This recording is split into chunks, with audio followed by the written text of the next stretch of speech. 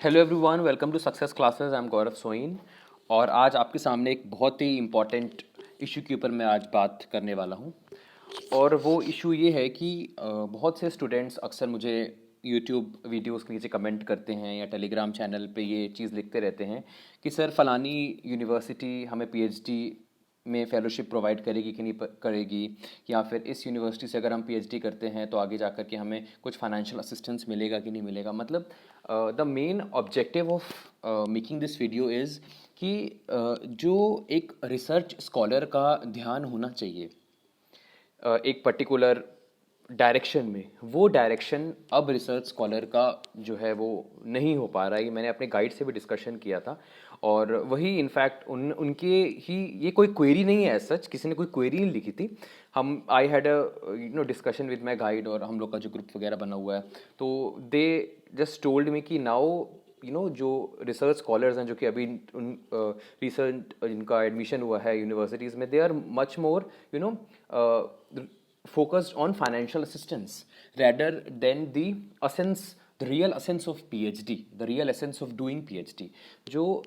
Actual में objective है research का, वो चीज़ जो आजकल के जो कैंडिडेट्स हैं या जो रिसर्च स्कॉलर्स हैं वो नहीं पहचान पा रहे हैं। वो किसी यूनिवर्सिटी को चूज़ कर रहे हैं इस बेसिस पे कि ये यूनिवर्सिटी हमको स्कॉलरशिप प्रोवाइड करेगी कि नहीं करेगी, फाइनेंशियल असिस्टेंस प्रोवाइड करेगी कि नहीं करेगी। So with the help of this video मैं आपको आगे जा के बताऊँगा, क्योंकि जब आप एक्सपीरियंस लोगों के साथ रहते हो जिनके पास काफ़ी एक्सपीरियंस है, गाइड्स या सुपरवाइजर्स के साथ रहते हो, तो वो बताते हैं आगे जा कर के हमें भी। जब I took a decision of enrolling myself into a university, I was also in the same direction कि हाँ फेलोशिप वगैरह कहाँ कुछ मिल जाए हमें या आगे जा कर के।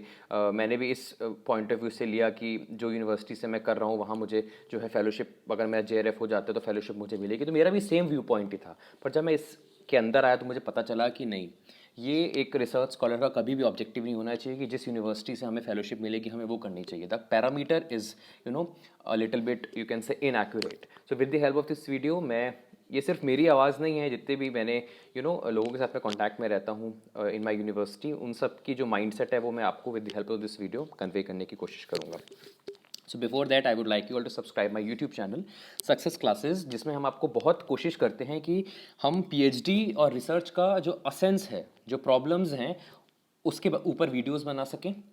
और जो फेस कर रहे हैं आजकल रिसर्च स्कॉलर्स या कैंडिडेट्स जो PhD करना चाहते हैं, वो सारी की सारी प्रॉब्लम्स मैं पूरी कोशिश करता हूँ with the in depth discussion with my colleagues and supervisors कि आपको मैं उसका एक एक्यूरेट सॉल्यूशन प्रोवाइड कर सकूँ। ठीक है, इसलिए जरूर सब्सक्राइब कर लीजिए और बेल आइकन को भी हिट करिए। साथ ही साथ हमारी वेबसाइट भी है researchphd.in, यहाँ पे क्विजेज आ रहे हैं डेली बेसिस पे, आई होप आप लोग दे रही होंगे। और टेलीग्राम चैनल पे मैं डाल देता हूँ, हमारे टेलीग्राम चैनल की लिंक डिस्क्रिप्शन बॉक्स में थी, वहाँ पे अपने स्कोर भी बताया करिए। इसका मैं बेनिफिट आपको आगे जाकर के ये बता रहा हूँ कि अगर आप स्कोर बताएंगे तो आप जो है you are much more focus. कि अभी मैंने इसमें लिखा था 4/10, तो जब आप किसी को कन्वे कर देते हो या जब आप लिख देते हो ना, तो आप कोशिश करते हो कि नेक्स्ट टाइम मैं इससे ज़्यादा स्कोर करूँ। ठीक है, क्योंकि हम जब किसी को कोई चीज़ बता देते हैं ना, तो हम कोशिश करते हैं कि है ना हम उससे ज़्यादा अचीव करें रिगार्डिंग क्विजेज या कोई भी क्विज दे रहे हैं। तो आप लोग ज़रूर अपना शेयर करिए, स्कोर्स हम भी देखते हैं और हमको भी समझ में आए कि हमारे जो क्विजेज हैं वो आपके लिए इफेक्टिव साबित हो रहे हैं कि नहीं हो रहे हैं। साथ ही साथ यहाँ पे PhD एडमिशन नोटिफिकेशंस भी आती रहती हैं PhD एंड रिसर्च कॉलम में। करियर कॉर्नर में हम लोग असिस्टेंट प्रोफेसर्स और एसोसिएट प्रोफेसर्स की वैकेंसीज डालते रहते हैं। लर्निंग टैब में, क्विजेस टैब में आपको सारे क्विजेस एक साथ मिल जाएंगे। लर्निंग टैब में आपको PDF मिल जाएंगी, वीडियो चैनल्स में आपको मोस्ट पॉपुलर वीडियोस मिल जाएंगे, और कॉन्टैक्ट सेशन में आप हमसे कॉन्टैक्ट कर सकते हैं। यहाँ पे ईमेल ID वगैरह मेंशन्ड है, आप अपनी क्वेरी भेज सकते हैं। फेसबुक पे हम हैं, टेलीग्राम चैनल पे भी हैं हम, और दोनों का जो लिंक है वो डिस्क्रिप्शन बॉक्स में आपको दिया हुआ है। चलिए आ जाते हैं और देखते हैं कि फ्यूचर में जब आपके पास डॉक्टरल डिग्री रहती है, तब क्या रियली मैटर करता है कि आपके पास JRF था या नहीं, या आपको कोई फाइनेंशियल असिस्टेंस या टीचिंग असिस्टेंटशिप मिलता था या नहीं। What actually matters after completing my entire PhD, after getting the 2 letters doctor in front of your name। तो मैं आपको बताना चाहता हूँ कि कुछ लोग ये बोलते हैं कि यार सेल्फ फाइनेंस्ड सही नहीं है। अच्छा, तुमने PhD की है, ओके, स्कॉलरशिप वगैरह कुछ नहीं मिली तुमको, है ना, तुमने खुद से ही सब कुछ किया, खुद ही अपने अर्निंग की, खुद ही सब कुछ किया। तो है ना, अगर किसी ने ऐसा किया है तो और कोई ऐसा इंसान है आपके सामने जिसने JRF या इनको जाकर के कोई फाइनेंशियल असिस्टेंस मिली है, you should not bifurcate these two people, they are completely different. जो इंसान के पास जिसका सेल्फ फाइनेंस था, हो सकता है उसने साथ साथ में कहीं टीचिंग की हो, कोई ट्यूशन्स पढ़ाए हों, उसके साथ साथ मैं आपको माइंडसेट बता रहा हूँ किस तरीके से आपको माइंडसेट जनरेट करना है उनके लिए जिनके पास फाइनेंशियल असिस्टेंस नहीं है। वो क्या कर रहे हैं, साथ ही साथ अपनी किसी कॉलेज में पढ़ा भी रहे हैं, या फिर वो कोई ऑनलाइन कोचिंग में ले रहे हैं या कहीं पढ़ा रहे हैं, किसी प्रकार का भी वर्क कर रहे हैं। वो दो काम साइमल्टेनियसली कर रहे हैं। एक तो अपना सपोज मान लो वो पढ़ा रहे हैं किसी कॉलेज में, तो वो तो क्या कर रहे हैं वो, उनको किसी प्रकार की असिस्टेंट, ऐसे तो आप रेगुलर पीएचडी कर रहे हो तो इट इज़ टोटली, अब कुछ लोग मुझसे पूछने लगेंगे कि सर ये कैसे हो सकता है, regular PhD regular assistant professorship ही कैसे हो सकता है। देखो ये हो तो बिल्कुल नहीं सकता, पर अगर आपकी गाइड आपके साथ फेवरेबल हैं या उनको ऐसा लगता है कि काम जो वो आपको दे रहे हैं वो प्रॉपरली टाइम पे हो रहा है, आप भी बहुत ज़्यादा पंचुअल हो, उनको किसी भी टाइम पे शिकायत का मौका नहीं देते हो, तो वो आपको अलाउ कर सकते हैं कि आप अपनी कहीं ना कहीं पढ़ा सकते हो, पर वो एक्सपीरियंस आपका काउंट नहीं होगा। राइट तो एक क्वेरी भी आई थी, लगे आती क्वेरी का भी मैंने आंसर दे दिया कि ये जो एक्सपीरियंस आपका असिस्टेंट प्रोफेसर का होगा कहीं पे भी वो काउंट नहीं होगा। आपको असिस्टेंट प्रोफेसर की वर्क नहीं करनी तो आप किसी ऑनलाइन कोचिंग में पढ़ा सकते हो, आप घर पे ट्यूशन्स ले सकते हो। There are lot of sources for an educator to earn some kind of money. तो वो इंसान यहाँ पे भी मेहनत कर रहा है, एजुकेटर भी है, वो पढ़ाता भी है, और साथ ही साथ वो पीएचडी भी कर रहा है अपनी, है ना। इस अमाउंट से वो फाइनेंस कर रहा है अपनी पीएचडी को, मतलब ही इज़ बैलेंसिंग टू थिंग्स। इसके अलावा भी बहुत सारी चीज़ें हो सकती हैं, मे बी वो मैरिड हो तो अपनी फैमिली को भी देख रहा है, और अनमैरिड है तब भी कई बार आप हमको अपनी फैमिली को देखना पड़ सकता है। Means he is balancing a lot of things, he is balancing his or her work also, PhD also, his family matters also, everything he is managing, है ना। वेयर एज एक ऐसा इंसान है जो जिसके पास फाइनेंशियल असिस्टेंस है, वो JRF है, वो क्या कर रहा है, उसको फाइनेंशियल असिस्टेंस मिल रहा है ना, गवर्नमेंट के द्वारा, यूनिवर्सिटी उसको प्रोवाइड कर रही है, टीचिंग असिस्टेंटशिप उनको प्रोवाइड कर रही है। वो with the help of this money वो क्या कर रहा है, वो अपनी पीएचडी कर रहा है। ठीक है, तो कभी भी आपका माइंडसेट ऐसा नहीं होना चाहिए कि यार हम इस बेसिस पे चूज करते हैं कोई यूनिवर्सिटी की यार हमको स्कॉलरशिप मिल रही है कि नहीं मिल रही है, नहीं। ऑल दैट मैटर इज कि आपने सोसाइटी पे कितना कंट्रीब्यूट किया है, आपकी जर्नी कितनी फ्रूटफुल रही है, ये मैटर करता है। आगे जाकर के जब आपकी डॉक्टरेट डिग्री हो जाएगी ना, तो ये आपके रिज्यूम को अच्छा बनाएगा, आपकी सीवी को अच्छा बनाएगा कि आपको JRF मिली है या किसी प्रकार की आपको फेलोशिप मिली है। बट नेचुरल है, इस इंसान का प्रभाव ज़्यादा होगा, पर इट हार्डली मैटर्स अगर इस इंसान के पास, जिसके पास JRF है और उसके पास नॉलेज ही नहीं है, उसने कुछ एक्वायर ही नहीं किया, किसी तरह धक्केशाही अपनी पीएचडी की। मैं एक कंडीशन बताऊं, अच्छी तरीके से भी कर सकता है वो पीएचडी, मैं ऐसे नहीं कह रहा, उसको JRF मिल रही है, वो अच्छी जगह से कर रहा है, आया है, हम IIT हैं, बहुत अच्छी यूनिवर्सिटी से कर रहा है, तो उसके पास अच्छी नॉलेज भी हो सकती है। ठीक है, पर मैं आपको दूसरा केस भी बता रहा हूँ कि ऐसा भी हो सकता है कि उसके पास क्या है, फेलोशिप उसको मिल रही है, पर उसके रिसर्च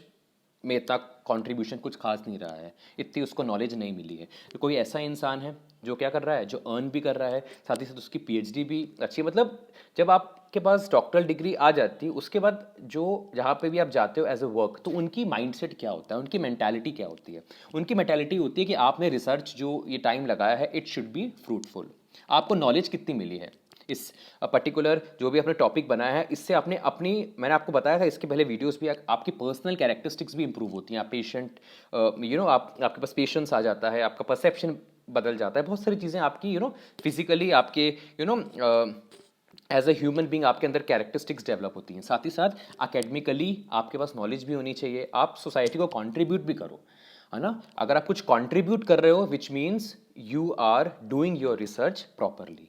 ठीक है, तो फर्स्ट चीज़ मैंने आपको ये चीज़ बताई कि अगर कोई इंसान सपोज विदाउट कोई फाइनेंशियल असिस्टेंस पीएचडी कर रहा है, या फिर कोई इंसान अगर किसी फाइनेंशियल असिस्टेंस के साथ पीएचडी कर रहा है, it hardly matters, it doesn't matter. All that matter is कि जो भी आपने अपना समय लगाया है, चाहे वो JRF होल्डर हो, चाहे वो नॉन JRF होल्डर हो, चाहे वो उनको फाइनेंशियल असिस्टेंस मिलती है, चाहे उनको फाइनेंशियल असिस्टेंस नहीं मिलती है, आपने अपनी ये पीएचडी की जर्नी कितनी फ्रूटफुल की है, कितनी नॉलेज आपको मिली है, दैट ऑलवेज मैटर।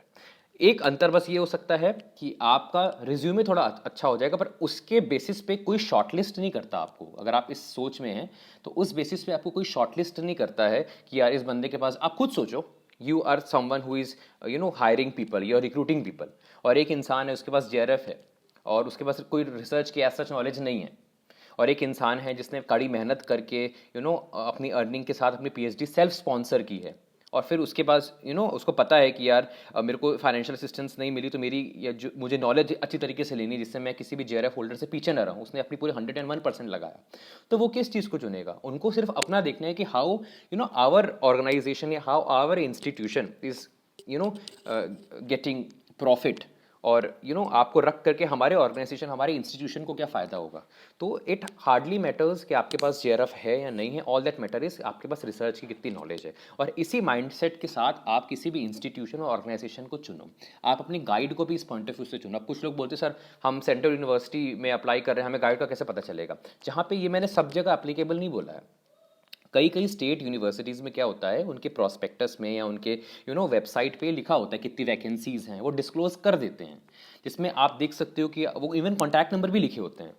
और आप उनसे कॉन्टैक्ट कर सकते हो, उनसे पूछ सकते हो, आप उनके बारे में सर्च आउट कर सकते हो, आप उनको गूगल पे टाइप करो तो आपको उन्होंने सपोज रिसर्च गेट पे या गूगल स्कॉलर पे कहीं ना कहीं कुछ कंट्रीब्यूट किया है ना, उनकी क्वालिफिकेशन भी लिखी होती है कई सारी यूनिवर्सिटीज़ में। आप उनको देखो कि इन इन सब सुपरवाइजर्स में कौन मेरे साथ मैच कर रहा है, बिकॉज आपका जो टॉपिक है उसके उससे रिलेटेड गाइडेंस आपको मिलना बहुत ज़रूरी है, अदरवाइज आप अपनी रिसर्च सही से नहीं कर पाओगे। आप फाइनेंस पे कर रहे हो और जो इंसान है उसने उसके पास एचआर का नॉलेज है, ह्यूमन रिसोर्सेज का नॉलेज है, उनकी स्पेशलाइजेशन है, ठीक है, तो वो कैसे कंट्रीब्यूट कर पाएगा? He will definitely guide you, but आप बर्डनाइज्ड फील करोगे बहुत ज़्यादा, बिकॉज आपको वो नॉलेज नहीं मिल पा रही जो शायद आपको मिल सकती थी अगर आप किसी ऐसे सुपरवाइजर के अंदर पीएचडी करते जो फाइनेंस स्पेशलिस्ट होता, राइट? तो आपका जो वही पॉइंट होना चाहिए, वो यूनिवर्सिटी स्पेसिफिक होना चाहिए कि इस यूनिवर्सिटी के पास कितना इंफ्रास्ट्रक्चर है ना। ये रिसर्च कई सारी ऐसी यूनिवर्सिटीज़ होती हैं जो पीएचडी के लिए जानी जाती हैं, है ना, बेशर्ते वो प्राइवेट ही क्यों ना हो। उनके पास ऐसे रिटायर्ड, उनके पास ऐसे एक्सपर्ट्स होते हैं जो निकलते हैं तो कहीं ना कहीं जाकर के प्लेस होते हैं अच्छी जगहों पे। अगर वो अच्छी जगह पे प्लेस हो रहे हैं उनका तो उसमें है ही कंट्रीब्यूशन, साथ ही साथ उनका नॉलेज का भी कंट्रीब्यूशन है जो उनको उनकी गाइड के द्वारा मिली है जो यूनिवर्सिटी ने प्रोवाइड की है, ठीक है। तो ये बिल्कुल बायफरकेट आप करना छोड़ दीजिए कि जेआरएफ होल्डर्स जो होते हैं, हाँ आगे जा करके मैं ये चीज़ आपको ज़रूर कह सकता हूँ। एक चीज़ मैं आपको बताना चाहूँगा कि जब आप आपका जेआरएफ हो जाता है, कई सारे लोगों की ये मेरे से प्रश्न था कि सर जेआरएफ होल्डर्स को प्रेफरेंस मिलती है कि नहीं मिलती है, क्या होती है क्या नहीं होती है। देखिए ये यूनिवर्सिटी टू यूनिवर्सिटी डिपेंड करता है। वैसे अगर मैं बात करूँ तो होना तो नहीं चाहिए ऐसे, all that matter is knowledge, आपका कितना रिसर्च प्रपोजल इफेक्टिव है, क्योंकि आपको पता है पैरामीटर्स क्या क्या होते हैं। जो रिसर्च एडवाइजरी कमेटी होती है उन्होंने ऐसे तो कहीं कोई नहीं लिखता ना कि जेआरएफ होल्डर्स को हम सेलेक्ट करेंगे सिर्फ या सिर्फ सेलेक्ट की मैं बात कर रहा हूँ। अप्लाई तो कई बार लिखा होता है कि अप्लाई कर सकते हैं नेट क्वालिफाइड या जेआरएफ क्वालिफाइड हो, जो नॉन जेआरएफ है वो एंट्रेंस टेस्ट दे सकते हैं। मतलब उनका पैरामीटर ऐसा नहीं होना चाहिए कि यार आप जेआरएफ हो तो हम आपको रख रहे हैं, भले आपको आपका रिसर्च प्रपोजल एकदम से बकवास हो या उसमें उतना कुछ इफेक्टिवनेस ना हो, है ना। इस तरीके से आपका माइंडसेट नहीं होना चाहिए। किसी भी यूनिवर्सिटी का अगर कोई भी इंसान रिसर्च एडवाइजरी कमेटी पैनल में बैठा हुआ है या कमेटी का मेंबर है तो मेरे हिसाब से तो ये नहीं होना चाहिए। अब मैं अगर आपको बताऊं तो हमारे इंडिया में अलग अलग प्रकार की भांति भांति की यूनिवर्सिटीज़ होती हैं। वहाँ पे हर एक इंसान का अलग पर्सपेक्टिव होता है, हर एक इंसान का अपना एक परसेप्शन होता है। अगर वो इस परसेप्शन के साथ बैठे हुए हैं कि जेआरएफ होल्डर्स को वो लेंगे, भले उनको कुछ नहीं आता, तो वो अपने ऑब्जेक्टिव को पूरा करेंगे ही करेंगे, उसमें आप अपने आप को दोषी मत ठहराओ। पर वैसे मैंने बताया है नॉर्मली क्या पर्सपेक्टिव होना चाहिए, वो पर्सपेक्टिव ही होना चाहिए कि हम सिर्फ उन्हीं इंसान को फोकस करेंगे, है ना। इंस्पाइट हो सकता है कोई जिसका नेट नहीं है, जेआरएफ नहीं है, सिर्फ एंट्रेंस टेस्ट से वो सामने आया, हो सकता है वो नॉलेजेबल हो उतना उतना जेआरएफ होल्डर भी या नेट होल्डर भी इतना नॉलेजेबल ना हो। जिसका सिर्फ एंट्रेंस टेस्ट क्वालिफाई हुआ है उनका हो सकता है रिसर्च प्रपोजल बहुत ही ज़्यादा क्रिएटिव और इनोवेटिव है, यू नेवर नो, कुछ भी हो सकता है, right? So the judgment should not be in such a way that we will only select those who has or who possess the degree of JRF or NET, ठीक है, ऐसा नहीं होना चाहिए। अब बहुत सी यूनिवर्सिटीज़ में होता है तो it's their perspective, it's their perception, उसमें हम किसी को जा करके बदलाव नहीं कर सकते। हम सिर्फ इतना कर सकते हैं कि हम लोग को अपना बेस्ट देना है, हमें पूरी कोशिश करनी है कि हम रिसर्च फोकस्ड काम करें। मेरा तो इस चैनल का मतलब ही यही है, मकसद ही ये है कि आप सभी को रिसर्च ओरिएंटेड फोकस करें, ना कि ये जो करप्ट चीज़ें हो रही हैं, है ना कि इस हिसाब से आप चलो कि मेरा जेआरएफ होल्डर नहीं हूँ, या बहुत सारे लोगों को मैंने देखा है हम जेआरएफ होल्डर नहीं है, अब हम कैसे जो है पीएचडी करेंगे, मैं वेट करता हूँ जब तक मेरा जेआरएफ नहीं हो जाता। ऐसा कुछ भी नहीं है। आपका नेट भी नहीं है तो भी आप पीएचडी कर सकते हो, और आप अच्छी तरीके से भी कर सकते हो, मैं ये भी कह रहा हूँ। अगर आपके अंदर लगन है, आपके अंदर एक दृढ़ निश्चय है कि मुझे कुछ कंट्रीब्यूट करना है सोसाइटी के लिए, ज़रूरी नहीं है कि आप इंडियन क्रिकेट टीम में आप सेलेक्ट होने के बाद ही आप इंडिया के लिए कुछ कंट्रीब्यूट कर सकते हो, नहीं। आप कुछ प्रॉब्लम आपको लग रहा है, रिसर्च गैप्स आपको लग रहा है कि हाँ this particular problem, this particular research gaps should be addressed, should be researched,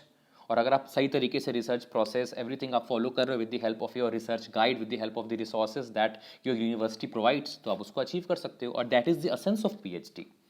this is not the essence of PhD कि हमारा जेआरएफ हो गया और हम फिर आना एनरोल हो जाएं अपने अंदर, ठीक है। तो आप अपना जो है पर्सपेक्टिव पूरी तरीके से जो है बिल्कुल बदलिए, और आपको पूरी कोशिश करनी है कि it doesn't matter you are getting financial assistance or not, if you are earning and if you are self sponsoring your PhD and you are doing your PhD fruitfully in a real sense way कि I have to contribute, I जो भी मैंने select किया research proposal उसमें literally मेरे को मेहनत करनी है, लिटरेचर रिव्यू में करूंगा जितना मैं कर सकूं, क्योंकि मैं कुछ अननोन फाइंड करने वाला हूं जो किसी ने भी फाइंड आउट नहीं किया, और सिर्फ मैं फाइंड आउट करने वाला हूं, सिर्फ आप उसको फाइंड आउट करने वाले हो, तो आप अपने मंजिल तक पहुंच जाओगे, ठीक है। और अगर कोई इंसान है जो ऐसा सोच रहा है कि मेरे को असिस्टेंस मिल रहा है, ठीक है ना, मैं किस तरह काम करूं, उन लोग के लिए भी मैं ये कह रहा हूं, अगर आपको असिस्टेंस मिल रहा है फिर भी आप अच्छे तरीके से कर सकते हो, बहुत अच्छी बात है आपको असिस्टेंस मिल रहा है, आपने मेहनत की है और आपको वो चीज़ आप डिजर्व करते हो, that is a very good thing, right. तो आपको भी ये ऑब्जेक्टिव अपना करना है कि आप एक अच्छी यूनिवर्सिटी को चुनो जिसमें आपको फाइनेंशियल असिस्टेंस भी मिलता रहे, साथ ही साथ आप अपनी पीएचडी भी अच्छी तरीके से करो, मतलब तो एक तरीके से सोने पे सुहागा हो जाएगा, ठीक है। बाकी लोग जो सेल्फ स्पॉन्सर्ड हैं उनको भी ऐसा कुछ नहीं सोचना कि आगे जा करके उन लोगों को सेलेक्ट किया जाएगा, उन लोगों को अलग नजरिए से देखा जाएगा जो जेआरएफ होल्डर्स थे जिनको फेलोशिप मिली है, नो, कोई बाइफर्केशन नहीं होता है। ऑल दैट मैटर इज आपको कितना आता है, आपके पास कितनी नॉलेज है, उसके बेसिस पे सेलेक्ट करेंगे, उनको कोई मतलब नहीं है आपको आपके पास है या नहीं, उनको किस तरीके से आपको हायर करके बेनिफिट मिलेगा, सिर्फ वो चीज़ मैटर करती है। सो आई होप मैंने अपने व्यूज़ जो मैंने लोगों से डिस्कस किए या जो मेरे को पता चले वो मैंने आपके साथ शेयर किए, और इसको आप शेयर करिए वीडियोस, इससे ज़्यादा से ज़्यादा लोगों तक ये पहुंच सके, और